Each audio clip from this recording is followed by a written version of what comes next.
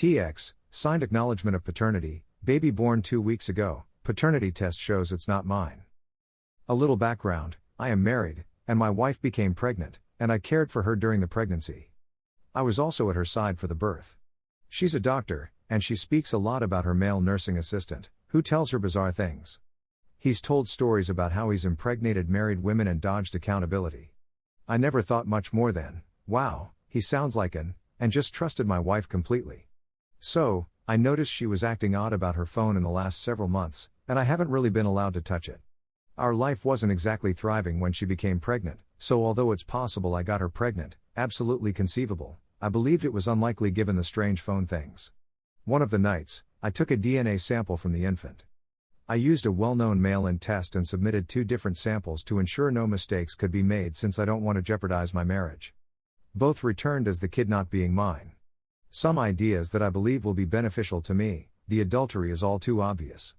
Her mother is now residing with us. Her mother is adamantly anti-cheating and adores me. She is a doctor in the region and is quite concerned about her reputation.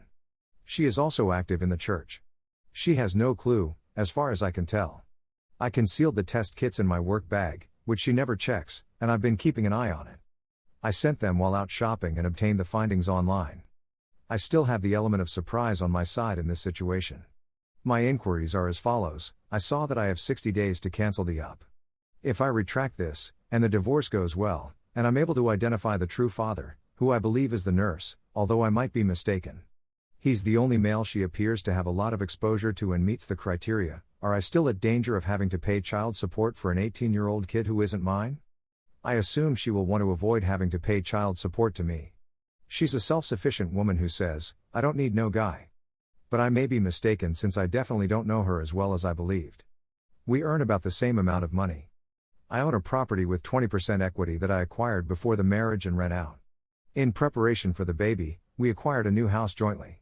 I am divorced, and in my last divorce, my ex made off like a bandit, despite the fact that there was no adultery and she earned substantially less than me. Could her easy-to-prove adultery help me get a better divorce settlement? How can I tell whether a family lawyer is competent? It's exhausting to look for one. It's difficult to tell since everyone I've spoken with on the phone is rough around the edges and unpleasant. I don't mind having a tough lawyer, but I also don't want someone who intimidates me. Update 1. She, recently had a baby. It was 2 weeks ago. My wife began acting strangely with her phone in the middle of her pregnancy, and she's told me about a colleague who boasts about sleeping with a slew of people, including married women, and even boasts about fathering a kid and another guy accidentally raising it. I believe he's a jerk, but I assumed my wife was telling me this to emphasize how bad he is. He's the only male she spends any time with except me, and he has a history of doing so I'm presuming the baby is his, but I may be mistaken. I don't really care who it is at this time. I'm simply sure it's not mine. Anyway, that's how I know. I purchased 2 well-known paternity tests in the weeks leading up to the baby's birth and kept them carefully hidden. I administered them and mailed them in, and both, I used too simply to eliminate the possibility of a fake positive or negative or anything like that. Paranoid, showed that the kid was not my. I'm trying my best to put up a nice show and seem to be the dedicated parent, husband she believes I am. But I'm disgusted and bitter. I have a great desire to get ahead of this since I have already been divorced, and also cheated on in that marriage. Amazing, I'm kind of numb to it now, and the ex-wife told everyone that I cheated on her and that she was the victim, and it turned into a huge mess where most people still don't believe me, and she told everyone that the screenshots I had proving it were Photoshop/generated, and she generated her own as well to make it look like I was some woman who doesn't exist. It's because I believed she was a wonderful person and gave her the benefit of the doubt.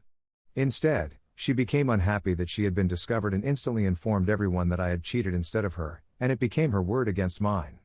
I don't believe it will happen here since there's a kid to establish the adultery, but I'm still wary. Given the severe scenario in which I've been misled for over a year. Would it be fair for me to summon both of our families and closest friends and face her with witnesses, paternity testing, divorce papers, and a packed bag? I simply want to make sure that nothing is miscommunicated to anybody. To be quite honest, I don't care whether the attendees think I'm being immature or petty. Miscommunication has already harmed my reputation, and many people I considered close friends believe I cheated on my ex when she cheated on me and would never speak to me again. Her family is nearby, so I believe she will be able to remain with them after the event, but at this point, I've had my image wrongly destroyed once in my life by a very evil individual. I don't want that to happen again, and I'd be lying if I said I didn't think her actions should be branded. Edit, I see what you mean. I'm too enraged to think clearly. More than half of those who have commented believe this is trivial, which is why I asked, and I'm going to side with those who aren't emotional wrecks right now. I intend to go with the party as usual, and as soon as the last person departs, I will pack a bag for her and the baby, as well as supply her with a printed copy of the paternity test and divorce papers. I do intend to SMS everyone who attended what happened as they left the following day, along with a photo of the paternity test. Regardless matter what Reddit thinks, I'm performing this part 100%. The family reunion is already planned at this time. I stupidly suggested this during an emotional bout. Sorry to miscommunicate that. I'll put up with it to avoid alerting her to the fact that I'm aware of it. I still want to maintain the element of surprise. I believe the wording will simply state, "It kills me to have to explain this to everyone," she says to her family and friends. I saw strange conduct in wife and began to have questions about the child's paternity.